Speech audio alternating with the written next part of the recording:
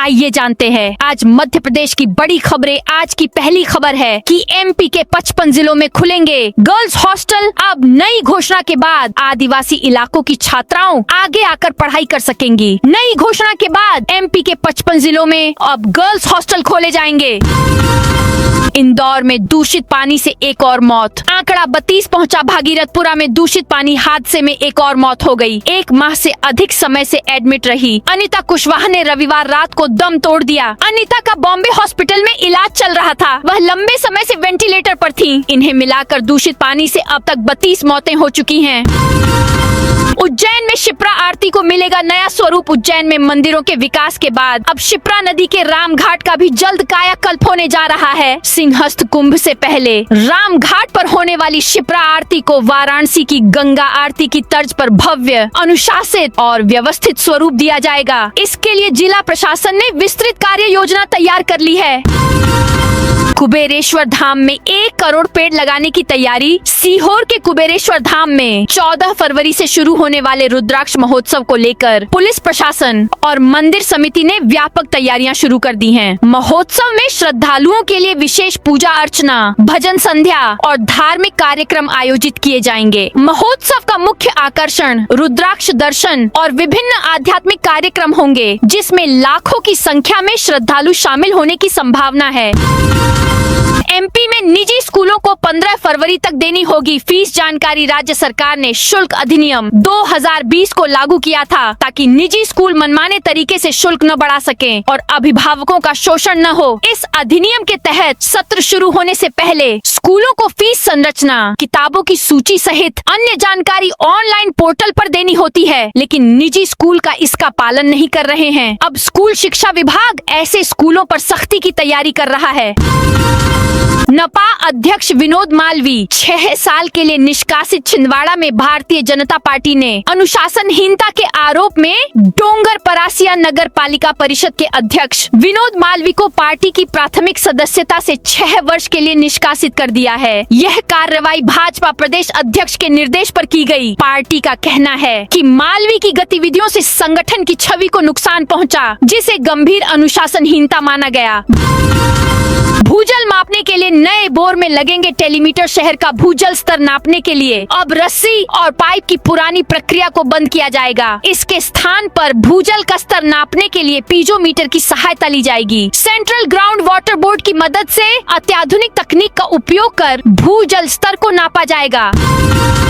हरदा में 7 फरवरी से गेहूं पंजीयन शुरू। हरदा जिले में रबी विपणन वर्ष 2026 से 27 के लिए गेहूं का पंजीयन 7 फरवरी 2026 से शुरू होगा और यह प्रक्रिया 7 मार्च 2026 तक चलेगी। मध्य प्रदेश शासन के निर्देश के अनुसार किसान इस दौरान अपने खेतों और फसल का पंजीयन करवा सकेंगे। यह पंजीयन किसानों को उनकी उपज के सही मूल्य और सरकारी योजनाओं का लाभ पाने में मदद करेगा।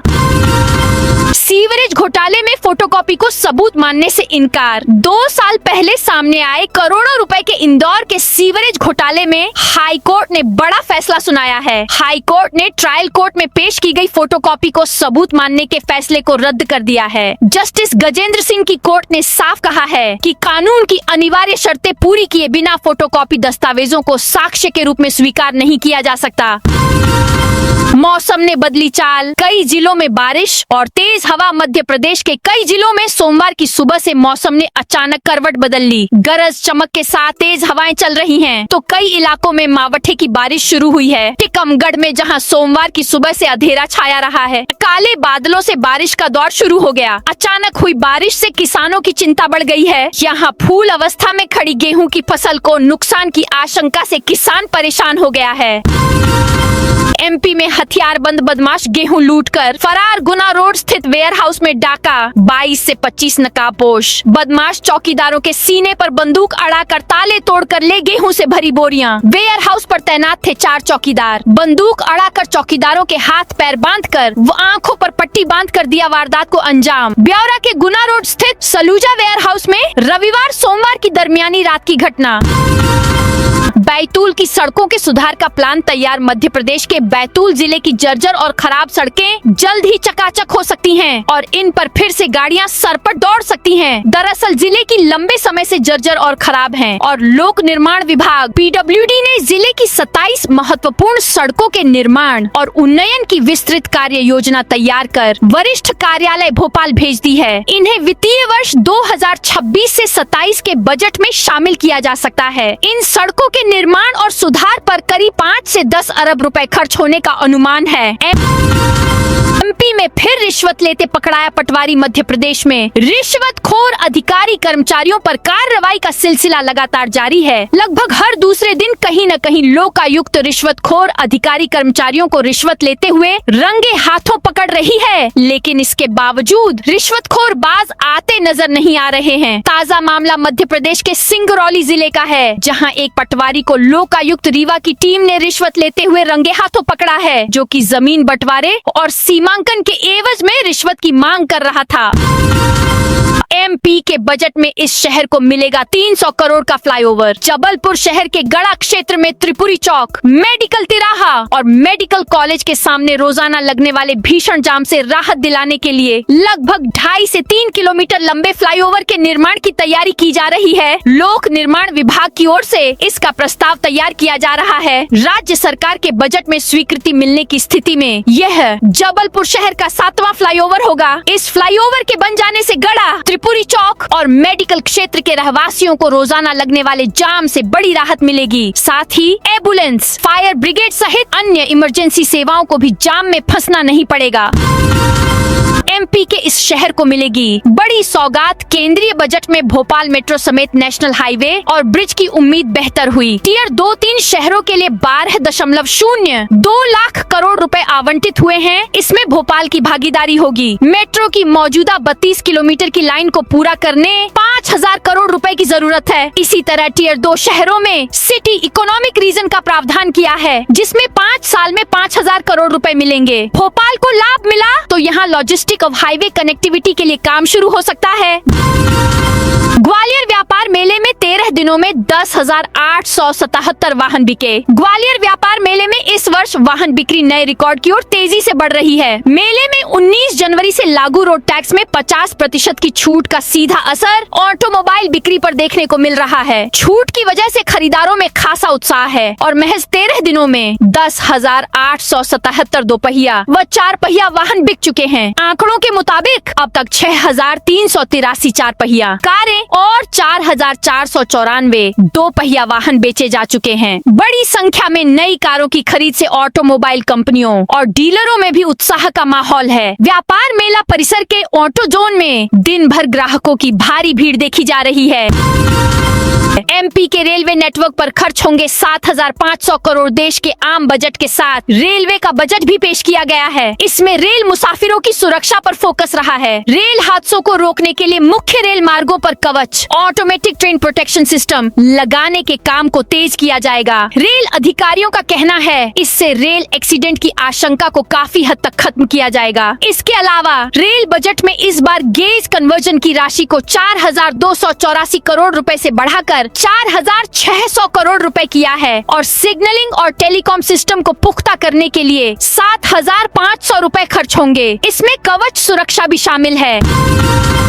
IPS प्रमोशन पर केंद्रीय गृह मंत्रालय का बड़ा फैसला। केंद्रीय गृह मंत्रालय ने IPS अधिकारियों के लिए वरिष्ठ केंद्रीय पदों पर नियुक्ति के नए नियम लागू किए हैं। नए नियमों के तहत IG जैसे पदों के लिए अब SP या DIG स्तर पर कम से कम 2 साल का केंद्रीय प्रतिनियुक्ति का अनुभव होना अनिवार्य किया गया है। गृह मंत्रालय के जारी नए आदेश के मुताबिक 2011 बैच और उसके बाद के IPS अधिकारियों को केंद्रीय प्रतिनियुक्ति का अनुभव जरूरी होगा। गृह मंत्रालय ने सभी राज्य सरकारों के मुख्य सचिवों को यह निर्देश दिए हैं। केंद्रीय गृह मंत्रालय के इस फैसले का असर मध्य प्रदेश कैडर के IPS अधिकारियों पर भी साफ तौर पर पड़ेगा।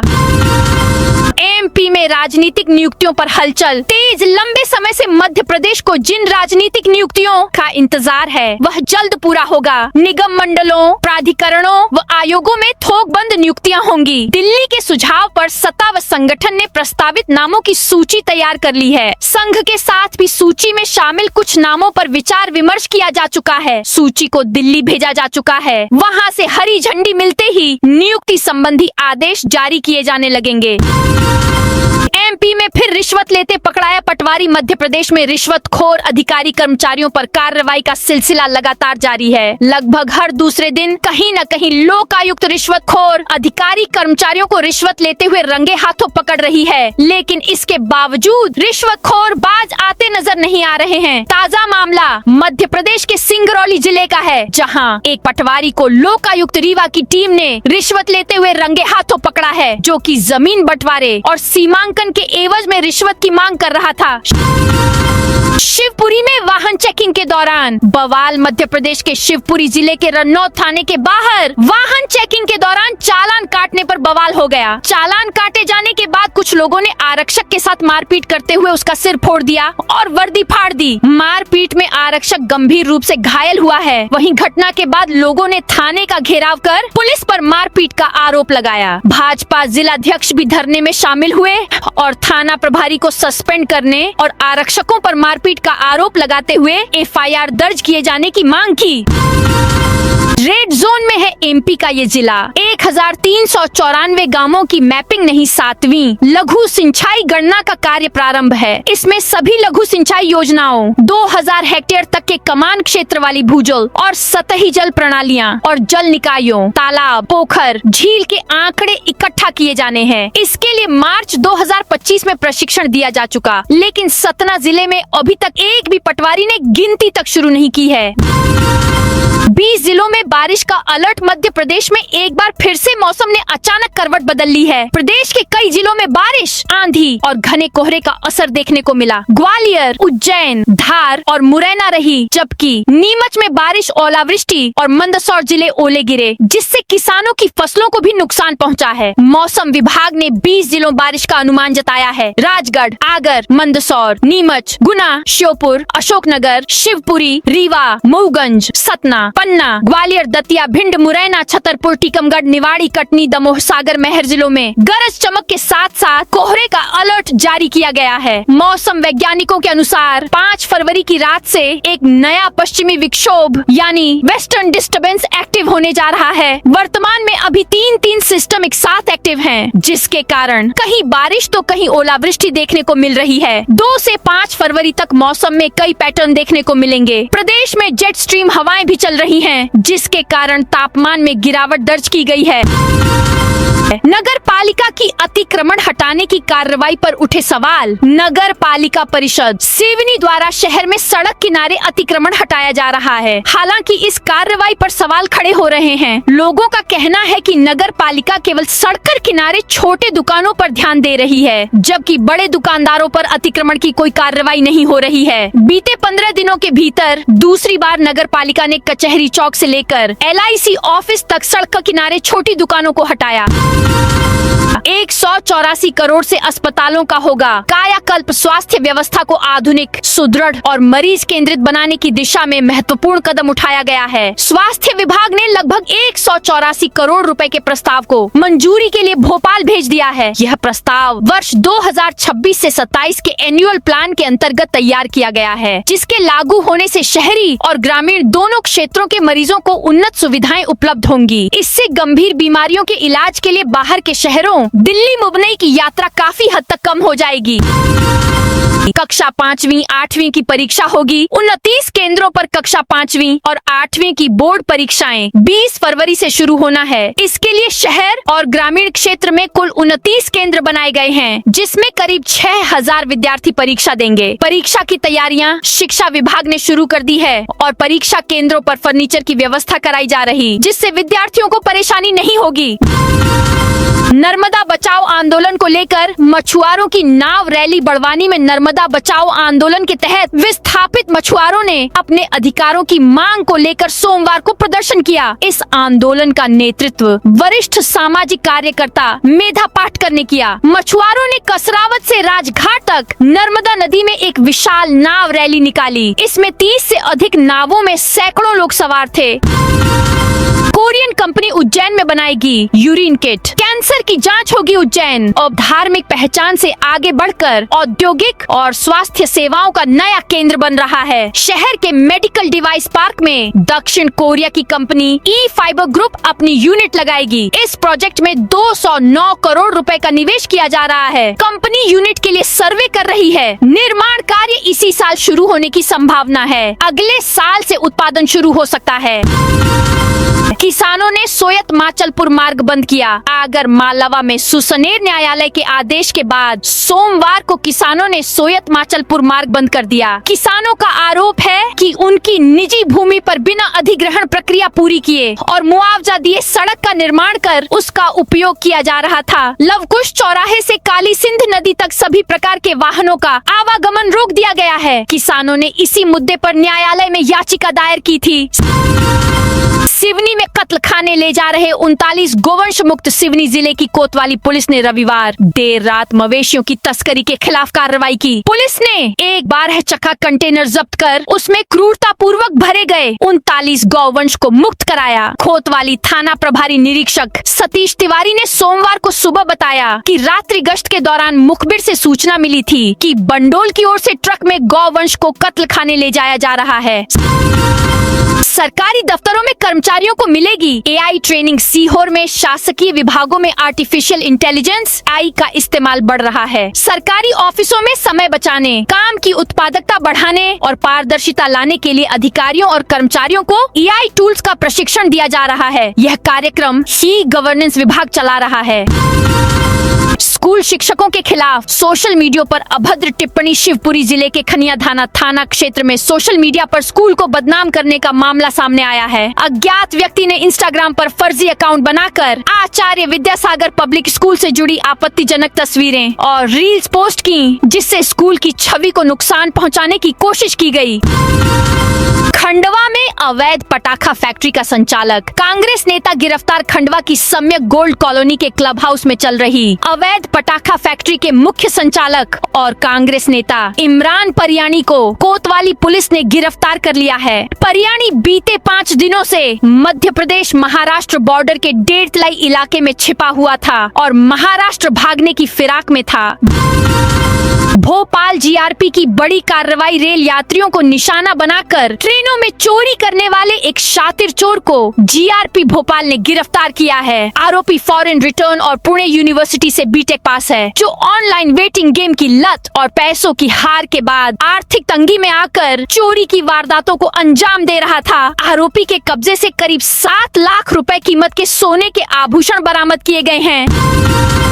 शहडोल के जयसिंह नगर वन परिक्षेत्र में मिले 2 बाघों के शव। शहडोल जिले के जयसिंह नगर वन परिक्षेत्र के मसिरा सर्किल में बाघ बाघिन के शव 200 मीटर की दूरी के अंतरात में आसपास मिले हैं। एक साथ 2 शव मिलने से वन विभाग में हड़कंप मच गया है। आशंका है कि करंट से मौत हुई होगी। जानकारी लगते ही वन विभाग ने क्षेत्र में घेराबंदी कर डॉग स्क्वाड के साथ जाँच शुरू कर दिया है। इंदौर ट्रैफिक पुलिस को मिली नई ताकत। इंदौर शहर की यातायात व्यवस्था को सुचारू बनाने के लिए लंबे समय से बल की कमी से जूझ रही इंदौर ट्रैफिक पुलिस के लिए राहत भरी खबर है। विभाग को 30 नए पुलिस कर्मियों का अतिरिक्त बल आवंटित किया गया है। इस संबंध में अतिरिक्त पुलिस उपायुक्त मुख्यालय सीमा अलावा ने आधिकारिक आदेश जारी कर दिए हैं। सुप्रीम कोर्ट में अपील करेगी ग्वालियर पुलिस जडेरुआ। खुद गोला का मंदिर क्षेत्र में पुलिस की 14 बीघा बेशकीमती जमीन के मामले में पुलिस को राज्य शासन से सुप्रीम कोर्ट में अपील करने की अनुमति मिल गई है। इस मामले में हाई कोर्ट ने पुलिस की रिस्टोर याचिका को खारिज कर दिया था। यह याचिका 222 दिन की देरी से पेश की गई थी और पुलिस की कार्यप्रणाली पर भी गंभीर टिप्पणी भी की गई थी। नर्मदा बचाओ आंदोलन को लेकर मछुआरों की नाव रैली। बड़वानी में नर्मदा बचाओ आंदोलन के तहत विस्थापित मछुआरों ने अपने अधिकारों की मांग को लेकर सोमवार को प्रदर्शन किया। इस आंदोलन का नेतृत्व वरिष्ठ सामाजिक कार्यकर्ता मेधा पाटकर ने किया। मछुआरों ने कसरावत से राजघाट तक नर्मदा नदी में एक विशाल नाव रैली निकाली। इसमें 30 से अधिक नावों में सैकड़ों लोग सवार थे। रैली के जरिए उन्होंने सरकार का ध्यान अपनी लंबित मांगों की ओर आकर्षित किया। नीमच में मुआवजे की मांग को लेकर हाईवे जाम। मध्य प्रदेश के नीमच जिले में ओलावृष्टि और बारिश से फसलें बर्बाद होने के बाद किसानों ने महू नसीराबाद हाईवे पर चक्का जाम कर दिया। किसान बिना सर्वे तत्काल मुआवजे और बीमा राशि की मांग कर रहे हैं। यह घटना कल हुई भीषण ओलावृष्टि के बाद सामने आई है। जिले में हुई भीषण ओलावृष्टि से अफीम, चना, गेहूं, चिया, जौ, लहसुन, प्याज, सरसों, मेथी, अलसी, मसूर और किनवा जैसी फसलें पूरी तरह तबाह हो गई हैं। इंदौर में हर तीसरा व्यक्ति विटामिन डी की कमी का शिकार। इंदौर में विटामिन डी की कमी एक गंभीर स्वास्थ्य समस्या के रूप में सामने आ रही है। हाल ही के 9000 से ज्यादा लोगों के स्वास्थ्य परीक्षण में यह सामने आया है कि शहर में महिलाओं और पुरुषों दोनों में 36 से 37% लोग विटामिन डी की कमी से ग्रस्त हैं। एक्सपर्ट्स ने इस पर चिंता जताई है। डॉक्टरों के अनुसार इसकी सबसे बड़ी वजह बदलती lifestyle, work from home culture और एयर कंडीशनिंग वाले बंद माहौल में अधिक समय बिताना है। ऐसे माहौल में लोगों को पर्याप्त धूप नहीं मिल पा रही है। इंदौर में कबाड़ की दुकान में लगी आग। इंदौर के हवा बंगला रोड पर सोमवार सुबह एक कबाड़ की दुकान में अचानक आग लग गई। सूचना मिलते ही दमकल विभाग की टीम मौके पर पहुंची और कड़ी मशक्कत के बाद आग पर काबू पाया गया। राहत की बात यह रही कि घटना में किसी के हताहत होने की सूचना नहीं है। रपटा में टूटेगा बिल्डर का अवैध निर्माण। कटनी खिरहनी स्थित रपटा नाला में अवैध निर्माण कर बाउंड्री वाल बनाने के मामले में बिल्डर प्रवीण बजाज पप्पू की मुश्किलें बढ़ती जा रही हैं। कलेक्टर न्यायालय के आदेश के बाद अनुविभागीय अधिकारी राजस्व ने तहसीलदार को पत्र जारी कर अवैध निर्माण तोड़ने व शासकीय पानीमत की भूमि निजी भूस्वामी के नाम पर दर्ज होने की जाँच करने कहा है। तो दोस्तों, यह थी आज मध्य प्रदेश की बड़ी खबरें। आप इस वीडियो को कौन से जिले से देख रहे हैं, उस जिले का नाम जरूर बताइए।